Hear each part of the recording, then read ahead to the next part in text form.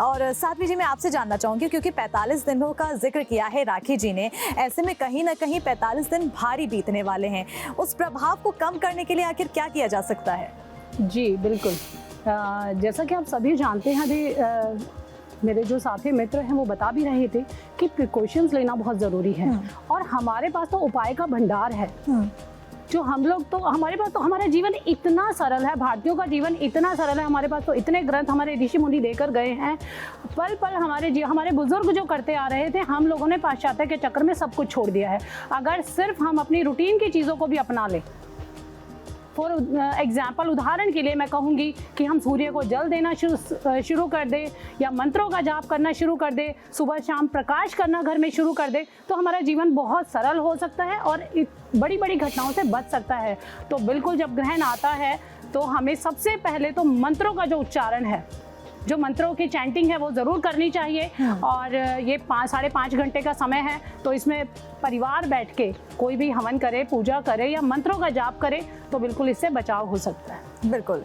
तो कहीं ना कहीं परिवार के साथ अगर आप मंत्र उच्चारण करते हैं, पूजा पाठ करते हैं, तो इससे कहीं ना कहीं बचाव हो सकता है। मैं आपसे जानना चाहूँगी राखी जी, क्योंकि आपने बताया कि हम जितना ज़्यादा प्रिकॉशंस रखेंगे उतना ज़्यादा फ़ायदा होगा। प्रिकॉशंस क्या क्या रखना चाहिए, उपाय क्या क्या है?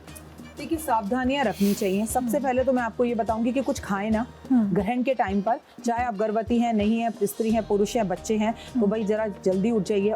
तो आप एक बात समझिए, क्योंकि सूरज नहीं होता तो नकारात्मकता हमारे पास ज्यादा होती है। जब कुछ देर के लिए सूरज की रोशनी पृथ्वी पर नहीं पड़ती, चाहे भले ही वो अमेरिका में नहीं पड़ रही, चाहे वो भले ही जो है हिंद महासागर पे नहीं पड़ रही, पर कहीं ना कहीं मेरे को एक बात समझ में आनी चाहिए कि सूर्य कहीं ना कहीं पीड़ित हो रहा है, उसकी जो शक्ति है वो क्षीण हो रही है। तो थोड़ी देर के लिए उस नकारात्मकता को दूर करने के लिए पहले हवन करें, जैसा कि साध्वी जी ने कहा, आप जो है मंत्र जाप करें, आप गुड़ और गेहूं का दान जरूर करें, ये तो बहुत अच्छी बात है ना।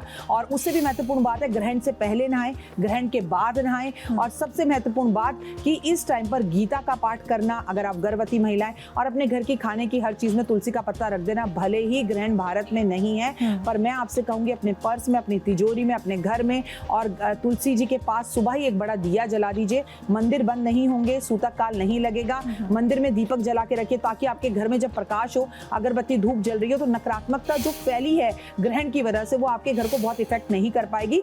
तेज आवाज में घर में भजन चलाएं, अपने माता पिता के साथ रहें और बच्चों को भी इस टाइम पर मंत्र जाप करने के लिए कहें। श्री राम का नाम लेना बहुत अच्छा होगा, क्योंकि राम से बड़ा राम का नाम। और याद रखिए कि इस खगोलीय घटना के बाद देश और दुनिया में किसी बड़े नेता की मृत्यु की खबर भी आ सकती है। बिल्कुल। तो बड़ी बातें बताई हैं हमें राखी जी ने, और अगर नकारात्मकता से लड़ना है और सकारात्मकता चाहिए अपने घर में, अपने जीवन में, अपने परिवार के बीच, तो मंत्रोच्चारण और भजन का यहाँ पर पाठ करना पड़ेगा, ताकि जो सकारात्मक है वो बढ़ती रहे, सकारात्मकता बढ़ती रहे, लोगों के अंदर खुशहाली बनी रहे। पंडित जी मैं आपसे